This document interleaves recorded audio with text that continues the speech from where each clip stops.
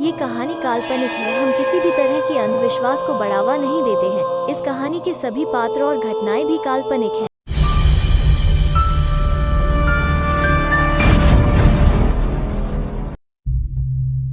तुम साइमन नहीं, पीटर हो। अब तुम अपनी पुरानी सारी यादें धीरे धीरे भूल जाओ। श्वेता तुम्हारे लिए कुछ भी नहीं। भूल जाओ, भूल जाओ। मैं श्वेता को नहीं जानता।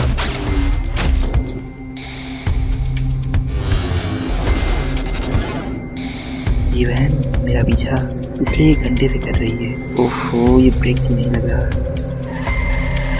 Mission accomplished captain. हमने उस लड़की के साथी को मार दिया। Are you sure? Of course captain. उसकी चिता तो मेरे सामने ही जल रही है।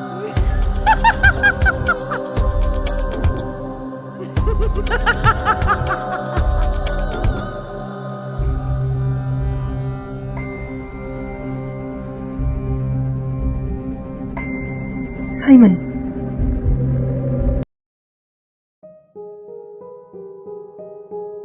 साइमन, हाँ, यही नाम था उस लड़के का जिसे श्वेता आज भी पागलों की तरह याद करती है। 2 साल पहले अपनी शादी के ही दिन श्वेता को पता चला कि साइमन बिना बताए कहीं गायब हो गया। वो अकेली पुलिस स्टेशन मदद मांगने के लिए चली गई। वहाँ भी उसका कोई नहीं सुन रहा था। पर तभी एक महिला पुलिस ऑफिसर ने उससे पूछा कि क्या साइमन इस शादी से खुश नहीं था। श्वेता ने उसे जवाब दिया कि ऐसा कुछ भी नहीं था। वो तो काफ़ी खुश था इस शादी को लेकर। उस महिला पुलिस ऑफिसर के भाव कुछ गमगीन हो गए, क्योंकि शायद एक औरत होने के नाते वो उसके दर्द को समझ पा रही थी। पर उसका साथी, वो खड़ूस पुलिस वाला, श्वेता का मजाक बनाते हुए उसने कहा कि चलो कम से कम वो लड़का बर्बाद होने से बच गया, और वैसे भी शादी करके किसने बहुत बड़ा तीर मार लिया है। उसकी ये वाहियात बातें श्वेता के लिए किसी गाली से कम नहीं थी। उसे बहुत ज़्यादा गुस्सा आ रहा था, पर श्वेता एक संतुलित लड़की थी। वो हालात की गंभीरता को समझ रही थी। उसे पता था कि अगर अभी उसने ऑफिसर को कुछ कहा तो उस पर बैकफायर कर जाएगा और वो उसे जेल में बंद कर देगा।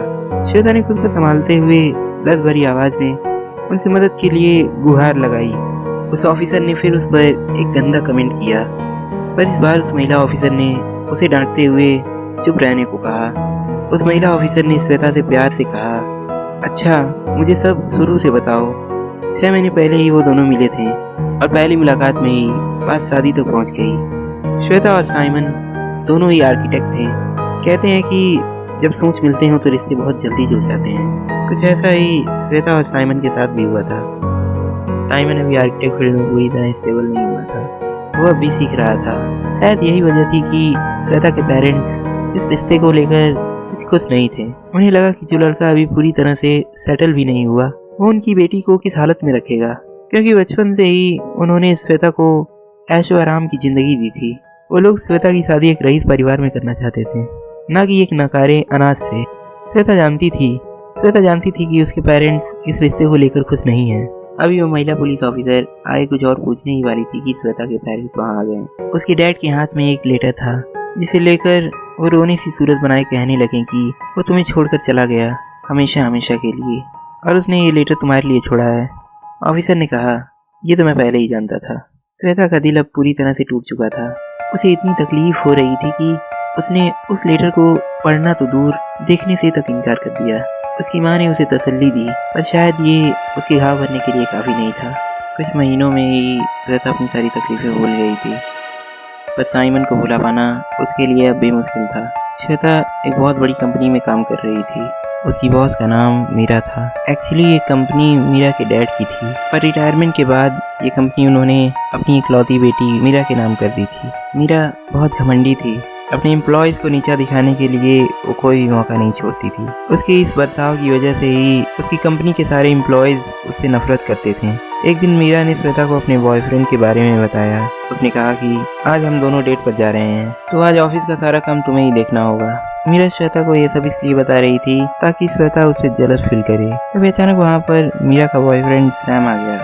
सैम को देखकर श्वेता के पैरों तले जमीन खिसक गई, क्योंकि सैम बिल्कुल साइमन की तरह दिखाई देता था। वही आंखें, वही चेहरा, सब कुछ हूबहू साइमन के जैसा था।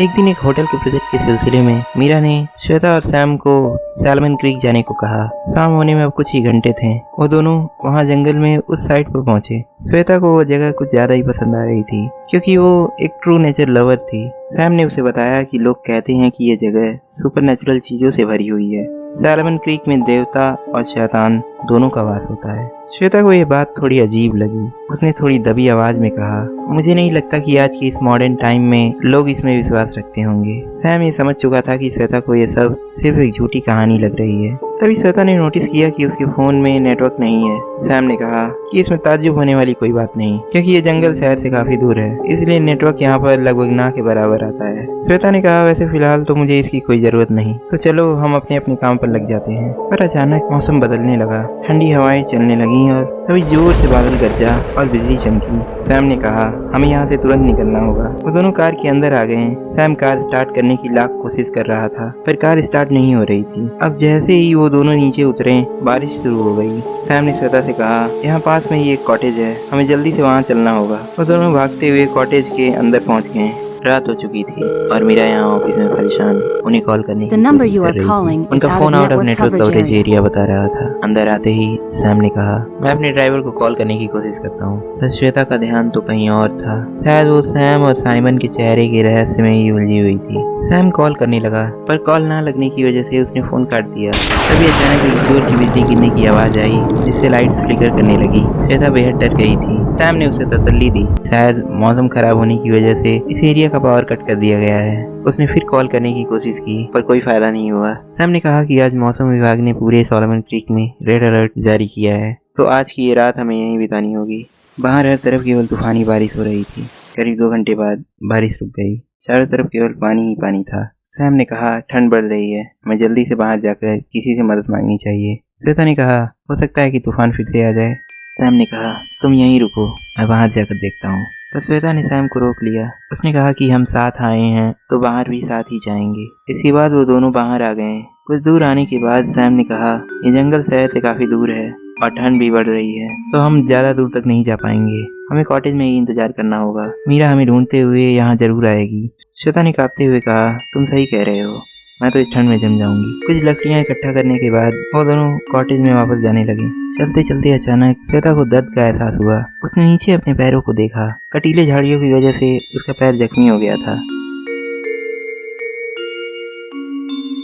अंदर आने के बाद सैम ने कहा, ये चोट काफी गहरी है। सैम ने अपनी कोट और शर्ट उतार दी। तभी श्वेता ने उसकी छाती पर एक गहरा कटा हुआ निशान देखा। वो सोच में पड़ गई। उसे लगा था कि अब साइमन वापस आ गया है, पर ऐसा नहीं था, क्योंकि साइमन की छाती पर तो कोई निशान ही नहीं था। पर फिर भी उसने सोचा कि हो सकता है कि ये चोट उसके गायब होने के बाद लगी होगी। वो अभी इन्हीं ख्यालों में खोई हुई थी कि तभी सैम ने अपनी शर्ट फाड़कर उसके घाव पर बांध दिया। श्वेता ने उसका शुक्रिया अदा किया।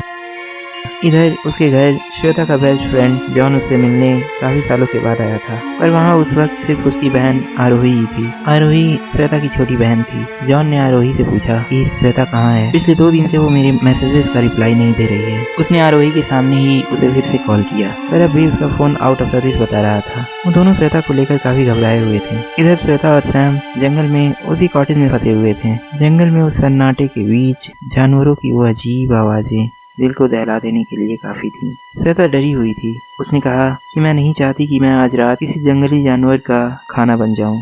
सैम ने उसकी टांग खींचते हुए कहा, चिंता मत करो, इंसान से बड़ा जानवर आज तक पैदा ही नहीं हुआ। श्वेता ने बातों ही बातों में उसके बारे में जानने की कोशिश की। उसने पूछा, वैसे तुम्हारे परिवार में कितने लोग हैं? ये सुनकर सैम उदास हो गया। वो बिना कुछ बोले जाकर खिड़की के पास खड़ा हो गया। श्वेता ने फिर प्यार से कहा, अच्छा, अगर नहीं बताना चाहते हो तो कोई बात नहीं। सैम श्वेता के करीब आकर बोला, ऐसी कोई बात नहीं है, मैं तुम्हें इसलिए नहीं बता रहा था क्योंकि हो सकता है कि तुम उस दर्द को सह ना पाओ, पर अगर तुम यही चाहती हो तो सुनो। मैं अनाथ हूँ। बचपन में एक कार एक्सीडेंट में मैंने अपने मॉम डैड को खो दिया और ये निशान उस मनहूस दिन को बयां करती है। मैं उस एक्सीडेंट से बच तो गया, पर पूरी तरह अकेला हो गया। फिर मीरा ने मेरी मदद की और आज मैं जो भी हूँ तो केवल उसी की वजह से। श्वेता ने कहा, आई एम रियली सॉरी कि मैंने तुम्हें हर्ट किया। तभी अचानक उन दोनों को जॉन और मीरा की आवाज़ सुनाई दी। वो दोनों बाहर ही थे।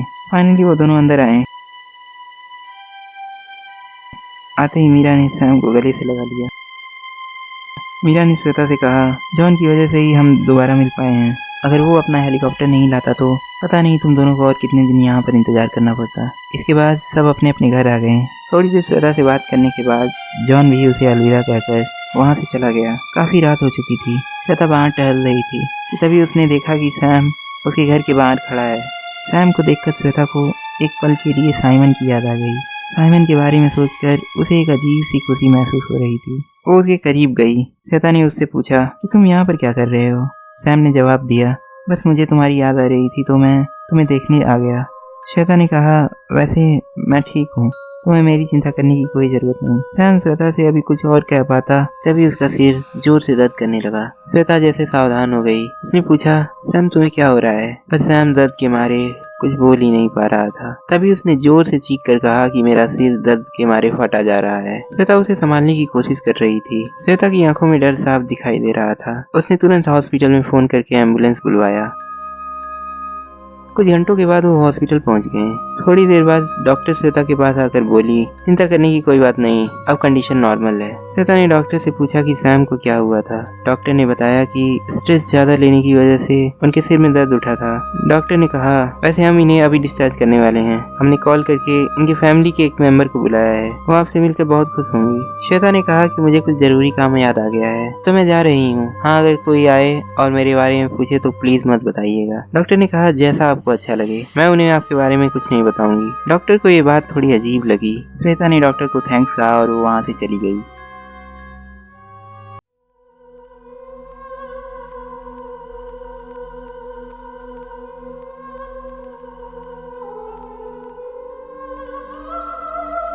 अब तुम इसी तरह यहाँ पर कैद रहोगे और मैं बाहर जाकर तबाही मचाऊंगा। नहीं, प्लीज मुझे यहाँ से बाहर निकालो सैम।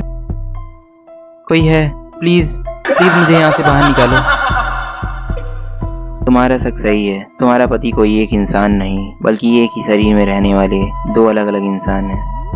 पहला साइमन और दूसरा सैम। ठीक उसी तरह जैसे हर एक सिक्के के दो पहलू होते हैं, या he is suffering from multi personality disorder. अब वो उस स्टेज में जा चुका है जहाँ से उसे बचा पाना नामुमकिन है। तुम्हारे सोने का टाइम हो चुका है कैप्टन। तुम सबके लिए मौत एक नया पैगाम लेकर आई है। तुम्हारे पूरे शरीर पर काबू पाने का समय आ चुका है साइमन। नहीं, प्लीज ऐसा मत करना।